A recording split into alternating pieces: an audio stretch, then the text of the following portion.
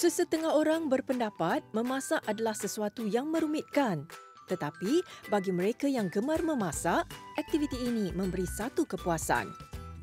Nona kongsikan kepada anda pelbagai menu menarik untuk dicuba. Hidangan yang enak pasti menambah selera.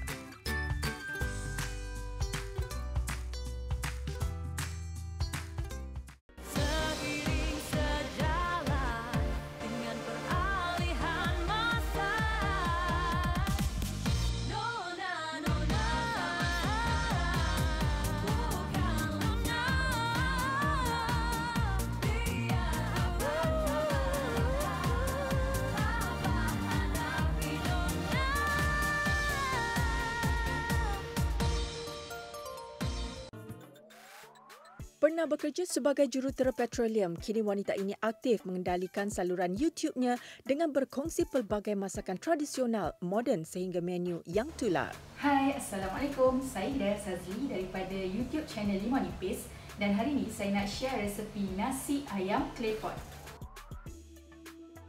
Jom kita start. Bahan-bahan yang diperlukan: 2 cawan beras wangi yang direndam selama 30 minit, 2 suku cawan air stok ayam, 1/4 isi ayam dibuang tulang, sedikit lemak ayam dan ikan masin, 5 biji cendawan shiitake, setengah cawan air rendaman cendawan shiitake, 2 sudu makan kicap cair, setengah sudu teh kicap pekat manis, 1 sudu teh minyak bijan, 2 ulas bawang putih ditumbuk halus, setengah inci halia disagat dan sedikit daun bawang. Okey, mula-mula kita akan start dengan perap ayam.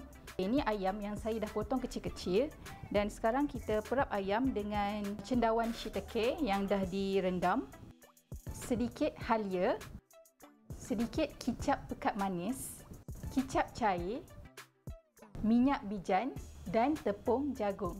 Lepas tu kita kacau-kacau, bagi semua bahan ni salut dengan sebati lah. Dan sekarang kita boleh perap ayam selama 30 minit. Okey, sekarang kita boleh start masak nasi ayam. Okey, mula-mula kita letak sedikit minyak. Sikit je. Saya masukkan lemak ayam. Kita akan tumis lemak ayam ni untuk keluarkan minyak daripada lemak ayam. Kita tumis lemak ayam ni sampai dia dah kepirangan. Dan sekarang kita boleh tumis bawang putih. Bila dah naik bau wangi, kita boleh masukkan beras.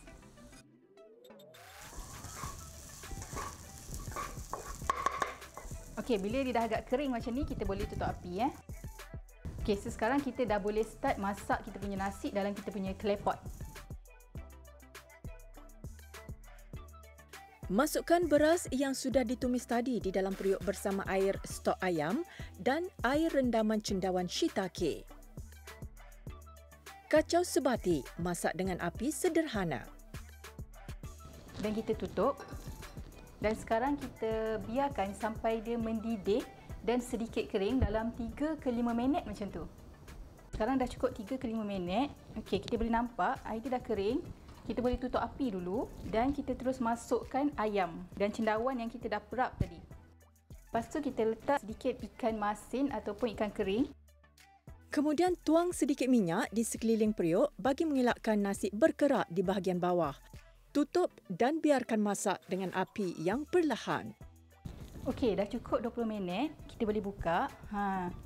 Bau dia memang sedap. Yang ni optional. Kita boleh tuang sedikit kicap. Kita tutup sekejap dan kita biar lagi 5 minit dengan api paling kecil. Dah cukup 5 minit. Boleh buka dan kita boleh tutup api. Last sekali kita boleh tabur sedikit daun bawang dan sedikit bawang goreng. Siap, senang sangat kan? Okey, sekian saja perkongsian resepi daripada saya. Semoga kita berjumpa lagi. Assalamualaikum.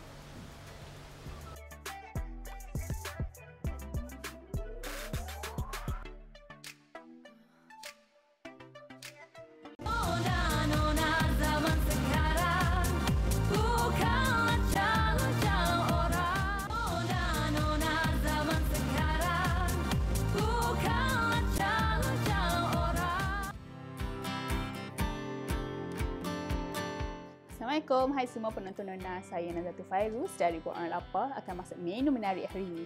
Alang-alang sekarang ni musim durian kan? So, apa kata kita masak menu yang berasaskan durian? Jom. Kita perlukan isi durian lebih kurang dalam 1 cawan. Lepas tu kita perlu kisarkan isi durian ni dengan air.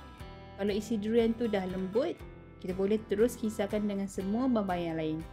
Okay, bila isi durian tadi dah hancur, saya masukkan pula gula. Lepas tu masukkan 2 biji telur. Telur ni saya gunakan telur yang bersaiz B. Kemudian masukkan 1 sudu mentega ataupun margarin. Mentega tu kita perlu cairkan dulu, lepas tu sejukkan dan baru boleh guna. Lepas tu masukkan pula tepung gandum. Tepung gandum ni kalau rajin kita boleh ayak dulu. Kalau tak rajin nak masukkan terus pun tak apa. Saya masukkan juga sedikit tepung beras. Tepung beras ni bertujuan untuk menjadikan kuih bingka ni agak kenyal sikit. Bila dah masuk semua bahan tu, kita boleh kisarkan bahan-bahan ni sampai dia hancur. Adunan kuih bingka ni kita boleh bancur menggunakan blender macam yang saya buat ni. Kalau tak nak pun kita boleh bancur dalam mangkuk menggunakan whisk ataupun mixer. Untuk membuat bingka ni saya gunakan santan dan juga susu cair. Kalau tak nak guna susu cair, boleh guna santan sepenuhnya. Sebenarnya semua bahan-bahan ni kita boleh kisar sekaligus je. Tapi sebab blender saya ni tak cukup besar, so saya masukkan bahan tu sikit-sikit. Untuk susu cair tu pun jangan lupa habiskan nanti, okey? Kisarkan semua bahan-bahan ni sampai dia betul-betul hancur dan sebati.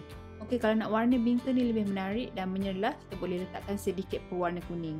Masukkan juga sedikit garam untuk memberikan rasa sedikit lemak pada bingka ni. Untuk membuat bingka durian ni, saya gunakan acuan muffin yang kecil macam ni supaya mudah untuk kita makan. Kalau dah siap masak nanti, boleh terus makan, tak perlu lagi nak potong. Tapi kalau tak ada acuan muffin macam ni, tak apa. Boleh juga bakar dalam loyang yang besar. Acuan ni kita perlu sapukan dengan sedikit minyak supaya nanti bila kuih tu dah masak, senang kita nak keluarkan. Kemudian masukkan adunan kuih bingka tadi ke dalam acuan.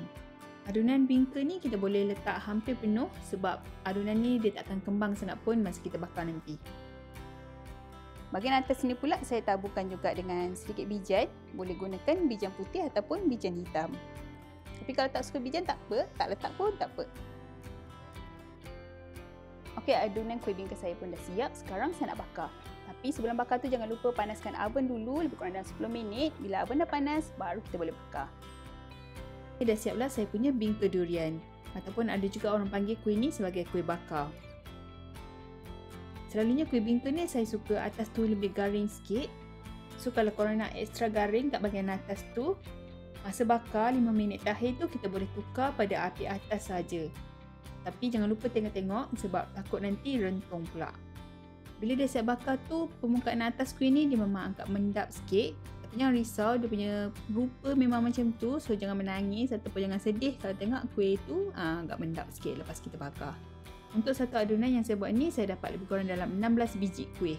So pada peminat durian, boleh cuba resepi bingka durian ni, okey? Okey, tu je daripada saya. Kalau nak tengok menu lain yang lebih menarik, boleh singgah di YouTube dan Facebook Buat Orang Lapar. Okey, Assalamualaikum. Bye.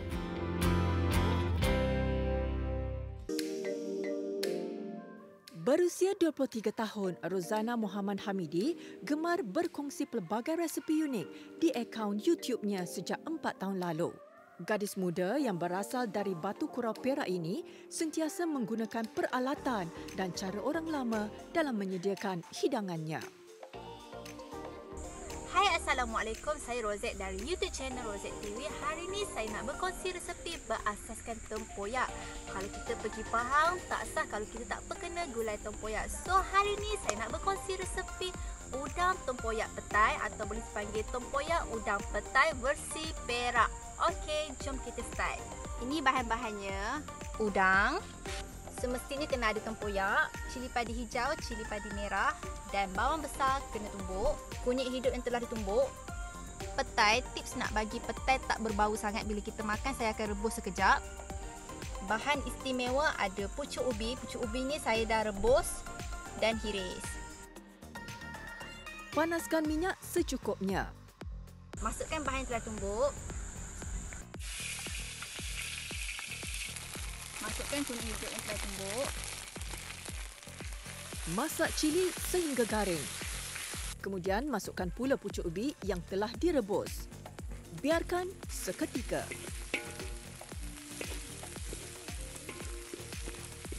Tambah sedikit air.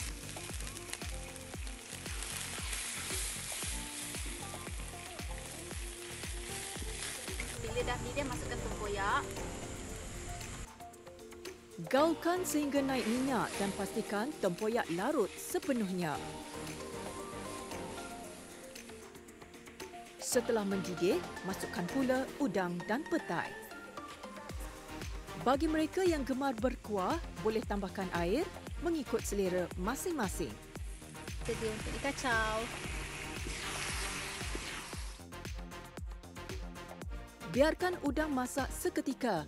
Jangan masak terlalu lama untuk mengelakkan isi udang menjadi keras. Masukkan garam dan gula sesedap rasa. Sedia untuk dihidang.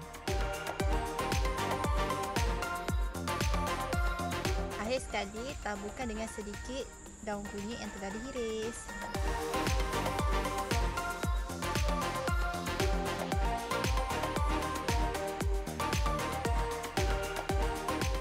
Alhamdulillah, ini saja pengkongsian resepi saya, tempoyak udang petai versi Perak. Selamat mencuba. Menu yang mudah ini mampu menaikkan selera sesiapa sahaja, terutamanya buat penggemar sambal tempoyak.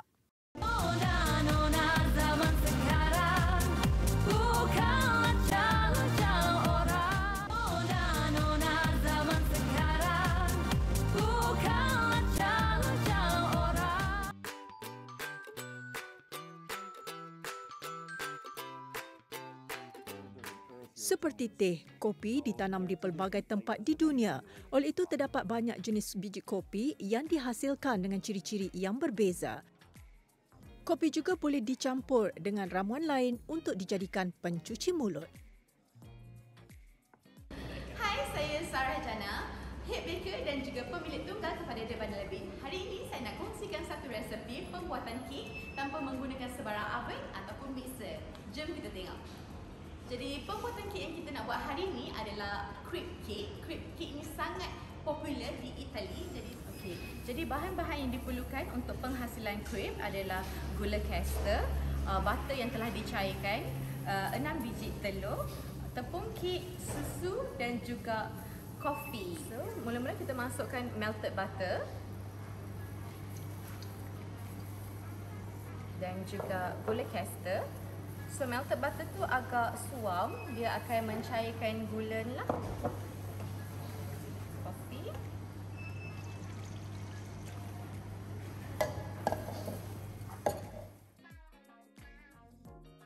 Kemudian, masukkan susu segar ke dalam adunan tersebut dan kacau seketika.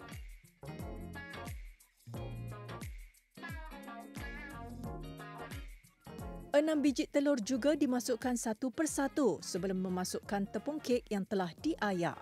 Seterusnya, kacau adunan sehingga sebati dan tidak berketul. Setelah semua bahan-bahan bersatu, panaskan kuali serta masukkan 1/3 cawan adunan ke dalam kuali kecil. Pastikan adunan itu tidak terlampau tebal atau terlalu nipis. Ulangi langkah tersebut sehingga adunan habis kesemuanya. Setelah sejuk, sapukan crepe dengan adunan krim putih sejuk secara berlapis.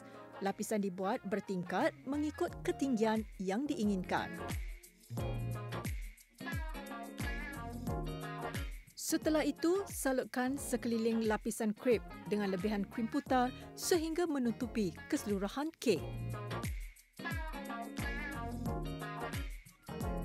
Untuk hiasan, tapiskan serbuk koko dan ayak menutupi lapisan atas kek. Setelah itu, paipkan krim yang sama di atas kek mengikut kreativiti masing-masing.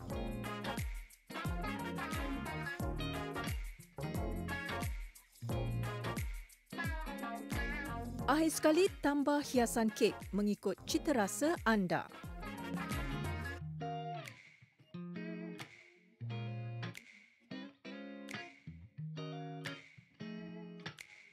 Hai, jadi ini adalah hasil daripada coffee crepe cake kita. Selamat mencuba.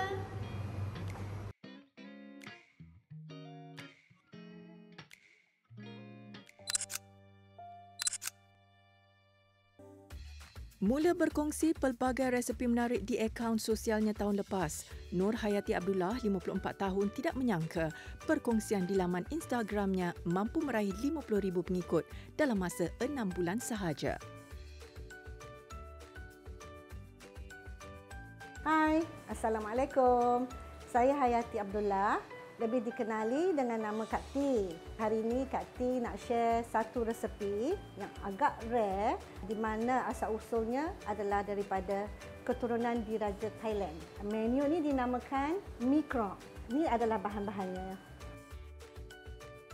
400 gram ayam kisar, 1 biji bawang Holland dipotong dadu, 11 ulas bawang putih, 3 keping tahu digoreng terlebih dahulu, 2 biji tomato, cendawan hitam 1 mangkuk, dihiris nipis-nipis. Lada sulah 1 sudu besar, 3 sudu cuka, 3 sudu gula kabung, 3 sudu kicap cair, 3 sudu sos tiram, sedikit serbuk perasa, garam, 2 biji telur, 3 sudu tepung jagung. Sedikit minyak untuk menumis dan 1500 ml air. Okey, kita start. Tuang sedikit minyak. Kita tumis bawang Holland. Bawang putih. Bawang pun nampaknya dah hampir garing.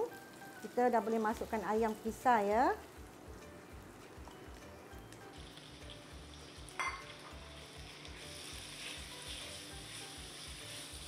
Apabila ayam sudah setengah masak, masukkan lada sulah, cuka, sos tiram, kicap cair dan gula kabung.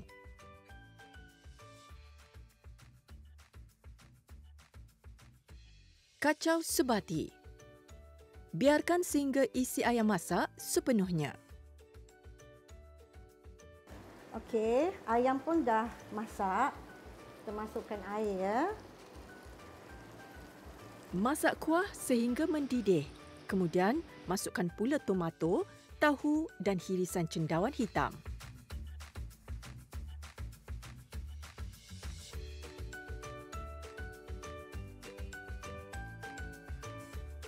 Masukkan sedikit garam.